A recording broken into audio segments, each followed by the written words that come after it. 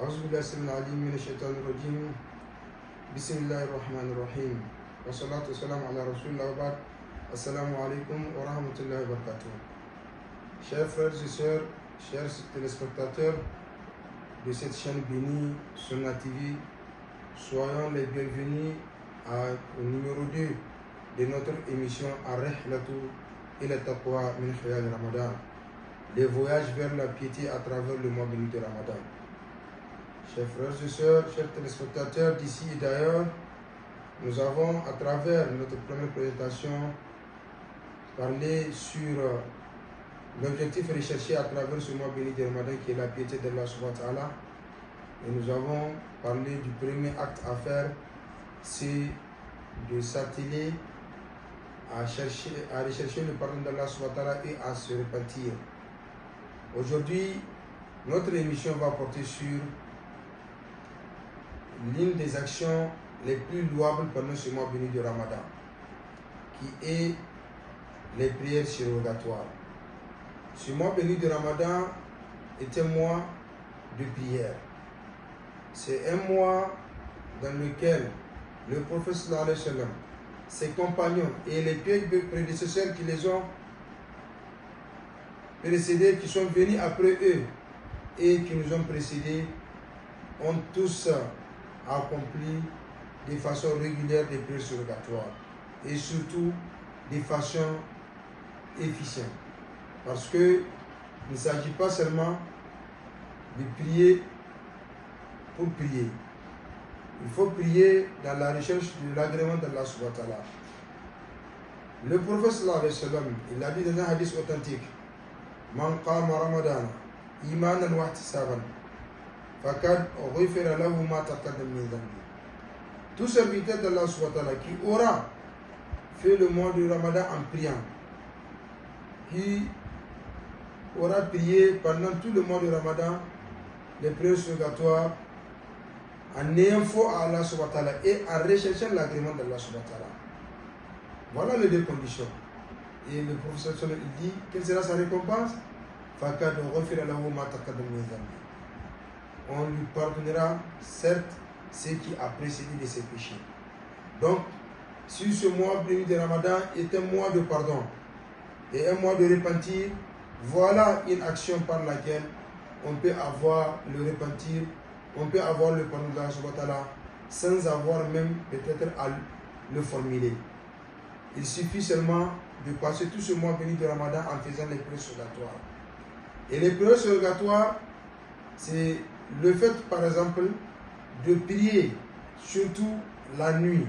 Parce que le mois béni de Ramadan, c'est un mois pendant lequel le prophète a deux ou trois fois réuni ses compagnons.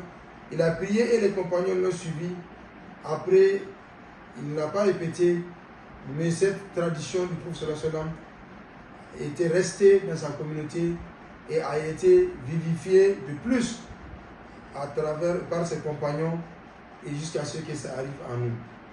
Donc, ce que nous devons faire pendant ce mois béni de Ramadan, c'est nous consacrer à ces prières.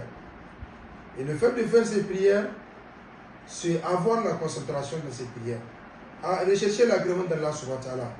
Et nous voyons aujourd'hui, chers frères et sœurs, beaucoup de nous qui partons à la mosquée, parfois juste pour figuration. Nous partons juste pour figuration, ou bien nous partons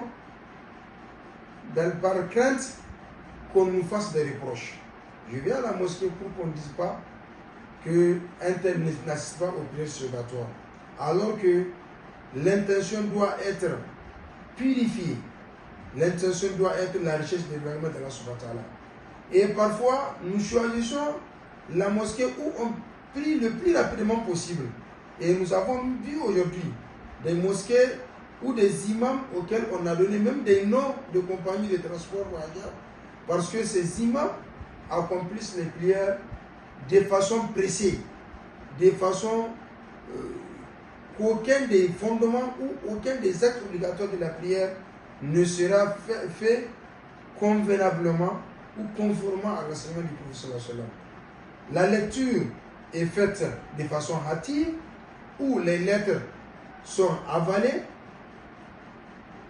Parfois, c'est la génuflexion, parfois c'est la prosternation. Rien n'est fait conformément à l'enseignement du prophète sallallahu alayhi wa sallam, parce qu'on veut faire vite et finir vite. L'objectif n'est pas de faire vite et de finir vite. L'objectif, c'est de faire bien et de finir bien. Car l'objectif recherché ici, c'est avoir le pardon d'Allah subhanahu wa ta'ala. Dans la prière, nous devons nous mettre à l'esprit que nous sommes en train de prier parce que Allah subhanahu wa ta'ala le veut, parce que le prophète l'a enseigné et nous devons la faire conformément à leur enseignement. Nous devons accomplir ces prières en recherchant l'agrément d'Allah subhanahu wa ta'ala. Dans nos cœurs, nous devons avoir ce qu'on appelle la présence constante d'Allah subhanahu wa ta'ala. Nous devons avoir dans nos cœurs et dans nos esprits la crainte d'Allah subhanahu wa ta'ala. Nous faisons ces prières pour rechercher la crainte d'Allah subhanahu wa ta'ala. En faisant ces prières, nous devons tout faire très bien. Nous devons faire la génuflexion très bien, la lecture très bien, et tous les autres actes qui sont fondamentaux dans la prière, nous devons les accomplir sans faille. Et ces prières surrogatoires, si on peut les faire pendant la moitié de la nuit, c'est encore meilleur. À défaut peut-être le tiers de la nuit, à défaut peut-être le quart, ou à défaut prendre 30 minutes, 1 heure de temps pour faire ces prières. Ce n'est pas des minutes ou quelques minutes de temps que nous accordons à Allah subhanahu wa ta'ala. Nous avons 11 mois qu'Allah subhanahu wa ta'ala nous a donné. 11 mois où nous sommes presque libres. Et voilà un seul mois pendant lequel on nous demande de nous concentrer et de faire des prières surrogatoires, des longues prières, ou uniquement la nuit. Le jour, on peut se limiter aux prières surrogatoires qui sont rattachées aux heures de prière, aux prières obligatoires. Mais la nuit, c'est faire des prières surrogatoires, ce qu'on appelle Qiyam Ramadan. Quand on parle de Qiyam Ramadan, cela nous montre que ce n'est pas une prière comme les autres. Parce qu'il y a une différence entre Qiyam et Salat. Quand on dit Qiyam, cela veut dire qu'on va prendre un long moment en train de prier. Soit en faisant des rak'at prolongés, c'est-à-dire des rak'at dans lesquels on lit des longues sourates ou plusieurs sourates, ou faire des heures en train de prier. Voilà ce qu'on veut de nous pendant ce mois béni de Ramadan. Voilà ce qui est recherché à travers le mois béni de Ramadan. Pour que nous puissions bénéficier de la miséricorde d'Allah subhanahu wa ta'ala, pour que nous puissions accéder à la piété.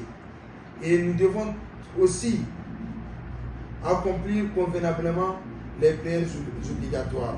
C'est vrai, nous sommes dans le mois béni du Ramadan, nous nous rappelons les prières surrogatoires, mais il faut aussi accomplir les prières obligatoires dans les heures prescrites. Le prophète sallallahu alayhi wa sallam et certains compagnons ont l'habitude de prier la nuit, toute la nuit, ou la moitié de la nuit. Nous avons, il est rapporté des sources authentiques que certains compagnons comme Uthman ibn Affan lisaient presque la moitié du Coran, parfois même le tiers, et parfois même le Coran entier en une seule nuit dans la prière surrogatoire. Voilà les prières prédécesseurs qu'on nous dit d'imiter. Voilà ce que nous devons suivre, pas ce qui se passe dans notre communauté que nous constatons. Nous partons dans les mosquées juste pour faire figuration. Et parfois, aujourd'hui, il y a certains de nos frères et sœurs qui pensent être plus malins qu'Allah subhanahu wa ta'ala. Je vais à la mosquée pour prier, mais j'attends d'abord que l'imam finisse la prière obligatoire, c'est-à-dire qu'il lui reste seulement 2 rak'at ou 4 rak'at de la prière surrogatoire. Je viens à la mosquée, je prie ces 2 ou 4 rak'at avec lui, je complète pour avoir ma prière obligatoire, et la prière surrogatoire, finalement, je n'aurai rien eu. Et finalement, en faisant cela, on est doublement pardon. D'abord, en restant chez soi, pensant que je vais attendre à l'approche de la fin de la prière pour venir, on rate la prière, obligatoire à son temps. On rate la prière obligatoire en congrégation. Or, venir assister à la prière obligatoire en congrégation pour les hommes, c'est une obligation. Donc, on rate une obligation, là on commet un grand péché. En plus, on rate toute cette miséricorde, toutes ces récompenses qu'on aura en venant assister à la prière surrogatoire. Parce que, comme nous l'avons déjà dit, on va se le rappeler encore, prier durant le mois du Ramadan, c'est se donner une garantie pour avoir le pardon d'Allah subhanahu wa ta'ala sans avoir à le demander. Et la prière surrogatoire, pendant le mois du Ramadan, il y a différentes formules que les ulémas nous ont enseignées à travers la jurisprudence. Et on peut par exemple faire 11 rak'at, c'est ça qui est rapporté le plus du prophète sallallahu alayhi wa sallam, faire 11 rak'at. Donc 11 unités de prière, dont on fait 2 fois 4, ça fait 8. Ensuite on fait l'impair, le 8 avec 3 rak'at. On peut aussi faire 13 rak'at parce que d'autres sources ont démontré cela. Mais bien que les 11 rak'at sont soit ce qui a été rapporté du plus du prophète sallallahu alayhi wa sallam. Mais on peut faire les 13 rak'at, faire 2 aussi, ensuite faire les 3 rak'at pour l'impair. On peut aussi faire 4 rak'at, 4 unités de prière sans s'asseoir. Donc à la 4e rak'at, on s'assied, on fait le salut final, le tashahhud, puis on fait le salam. On fait 4 autres de la même façon et on complète avec les 3 rak'at impairs pour avoir le 8. Si par exemple le musulman trouve des forces pour faire plus, il peut faire. Ce n'est pas interdit, c'est permis, même si certains savants voient que le mieux c'est de faire les 11 rak'at, mais c'est de prolonger ou de faire des longues lectures dans les unités de prière qu'on appelle les rak'at. On peut par exemple, ou le mieux d'ailleurs, c'est le fait de venir assister en congrégation à la prière avec ses frères et ses sœurs.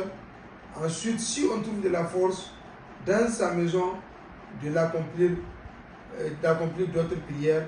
Mais si dans ce cas on fait le witr déjà avec l'imam, c'est de ne pas répéter le witr à la maison. Et l'importance de faire la prière avec la prière surrogatoire avec l'imam et avec les autres, c'est le fait d'avoir une récompense comme si on aura prié toute la nuit. Le prophète sallallahu alayhi wa sallam, il a dit, si on prie avec l'imam, on reste jusqu'à la fin, jusqu'à ce que l'imam quitte, on quitte ensemble, on prescrira au serviteur comme s'il aura prié toute la nuit. Donc, peu importe le temps que l'imam aura pris, même si c'est une dizaine ou une vingtaine de minutes, tant que la prière sera bien faite, si on assiste du début jusqu'à la fin avec l'imam, on aura une récompense comme si on aura prié toute la nuit. Et imaginez encore, chers frères et sœurs, si on revient dans sa résidence, continuer les prières surrogatoires et continuer les bonnes actions, surtout le dernier tiers de la nuit, parce que c'est un moment pendant lequel Allah subhanahu wa ta'ala descend au 7e ciel et il demandera à ses serviteurs qui cherche ma miséricorde, je vais la lui accorder. Qui cherche mon pardon, je vais le lui accorder.